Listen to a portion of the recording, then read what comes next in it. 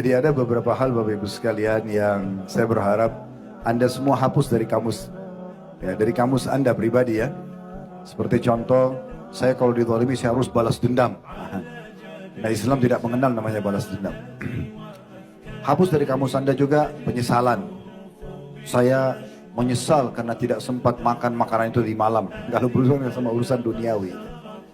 Jadi nggak ada urusan seperti itu. Ya. Karena urusan dunia semuanya.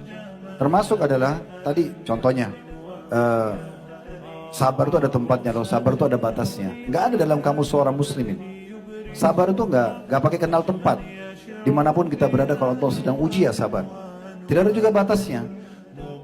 Kenapa kita katakan tidak ada batasnya? Karena memang Allah menjanjikan fa inna ma'al usri yusra. Di setiap kesulitan ada kemudahan. Allah ulangi dengan harfut ta'kid. Inna ma'al usri yusra. Inna wa akhwatuha. Inna anna lakinna semua ini adalah harfu ta'kid. Memastikan informasi setelahnya adalah penting. Maka Allah menekankan setelah kesulitan pasti ada kemudahan. Maka sangka baik dengan Allah. Tanpa kita katakan sabar punya batas, ujian itu sendiri punya batasan. Akan berakhir. Sebagaimana ada garis startnya, ada garis finishnya. Tinggal sabarin, gitu kan. Tidak ada masalah yang tidak berakhir teman-teman sekalian. Semua akan berakhir. Tinggal siapa yang lulus melalui ujian tersebut sehingga dia maksimal dapat pahala dari ujiannya itu, atau dia hanya dapat setengah pahala karena sebagian keluhan, sebagian dia atau memang sama sekali nggak ada pahalanya karena selalu berkeluh kesah bahkan mengeluhkan Allah Azza wa Jalla kepada manusia.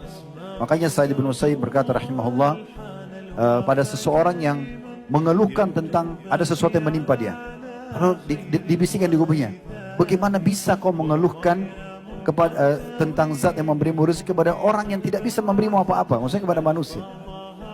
Kita bedakan teman-teman ya antara konsultasi sama curhat ya. Konsultasi dibolehkan dalam syariat, tapi pada ahlinya saja. Sakit, datang ke dokter. Dok, saya sakit kepala sudah 3 hari. Apa solusinya? Itu konsultasi. Curhat itu, dok, saya cerita dulu ya. Saya sih dari minggu lalu nggak sakit sebenarnya. 3 hari lalu pun saya sehat. Panjang ceritanya kemudian baru bertanya. Berarti sebenarnya ini bukan konsul, ini curhat. Bukan pada tempatnya. Ustadz dan ustadzah juga konsultasi. Ada masalah, suami saya ucapin kalimat tolak dalam keadaan emosi, jatuh nggak? Selesai. Nggak usah cerita, Ustadz, saya sebenarnya nikah 10 tahun, nggak ada apa-apa. Terus kemudian 5 tahun yang lalu kami punya anak. Oh, ceritanya panjang. Sampai aja ujung cuma bertanya tentang jatuh nggak tolaknya. Curhat itu hanya kepada Sang Pencipta Allah.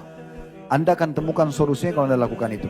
Ada masalah berat, ingin menuangkan semuanya dengan segala macam kosakata yang Anda mau gunakan dan sampaikan, wudu, sujud dan berdoa kepada Allah. Itu Anda akan temukan solusinya.